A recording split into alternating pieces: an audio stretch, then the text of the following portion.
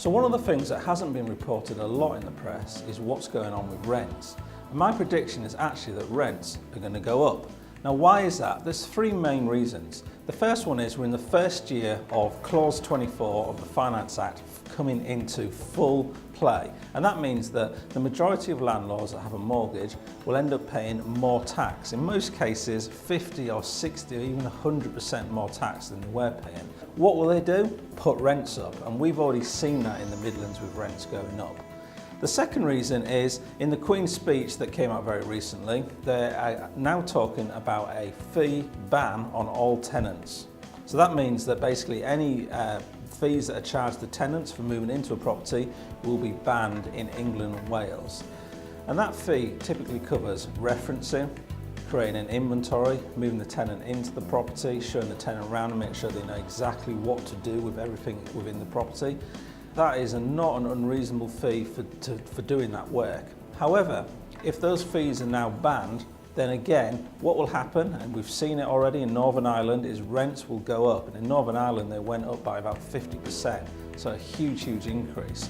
And the third thing that's going on right now is, again in the Queen's speech, they are now talking about limiting deposits to just 1 month. Again, it means that for those kind of unique cases where either there's a tenant who may be potentially vulnerable, may need a guarantor, or maybe a tenant has, say, a dog or a cat and the landlord wants to make sure their property is protected, they will no longer be able to charge a larger deposit. Instead, what will they do? Put the rents up. So watch this space, rents are going up.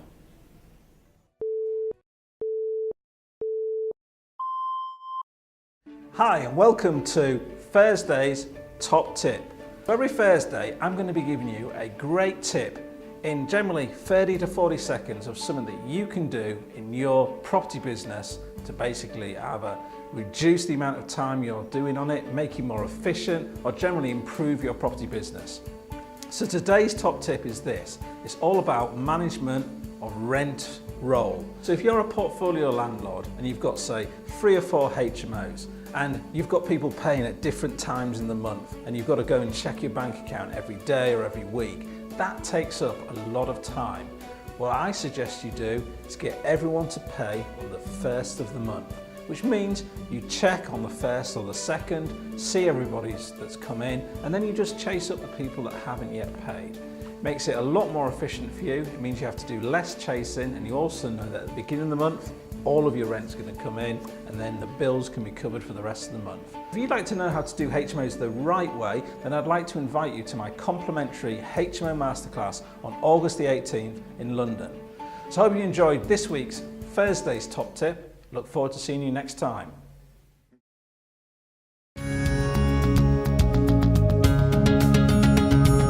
So now let's look at house prices. So house prices do continue to grow, although there's still uncertainty around what's going on in the economy and also with the hung parliament that happened recently. So let's look at what's been going on with house prices with the main bodies that report on them. First of all, let's look at the Office of National Statistics. In the months leading up to April versus the same time period last year, we've seen a 5.6% increase in house prices. Now, the house price inflation differs obviously according to region. In England, it's 5.7%, Wales 4.2%, and Northern Ireland 4.3%. However, the big increase has been seen in Scotland at 6.8%. Now, when we look into what's going on in England specifically and what's really driven those house price increases, a lot of this has been driven by 3 specific areas. East of England has increased by 8.1%, which is a whopping increase year to date. East Midlands 6.5%, and finally the West Midlands coming in at 6% increase. So all of these have led to this 5.6% growth in house prices to April year to date. The Halifax Price Index has been around for a long time, and what they've seen is between April and May a 0.4% increase in house prices. So quite a bit less than what we've seen on ONS, but obviously ONS is year to date. This is just April through May, but a 0.4% increase anyhow. If we look at nationwide, which has also been around for about the same amount of time as the Halifax Price Index, that's actually seen a drop. they're showing a negative 0.2% drop April to May. Some of that is driven by different things. House price growth, 2.1% overall, but they're seeing this is the third consecutive monthly fall where house prices have dropped off. And this is actually the first time since 2009 that they've seen this negative drop off every month for the last 3 months. And they're predicting this is driven by a couple of things. Household spending is probably going to be slowing ahead in quarters to come. Q3, Q4, possibly Q1 of next year. We've also seen an increase in inflation. So an increase in inflation typically then affects household budgets, which means they have less to spend, and also this is then going to afford housing affordability, and the impact on that leads, in their opinion, to negative house price growth. Let's look at one of my favourite house price indexes, which is the LSL Acadata House Price Index. Now, this is one that we've used in the past for when we were developing a property fund, and it is really great data because they take data from all of the sources that we've mentioned above, plus land registry and some other sources which are not generally available to the public. They're showing a 4.8% increase year to date in the house price growth.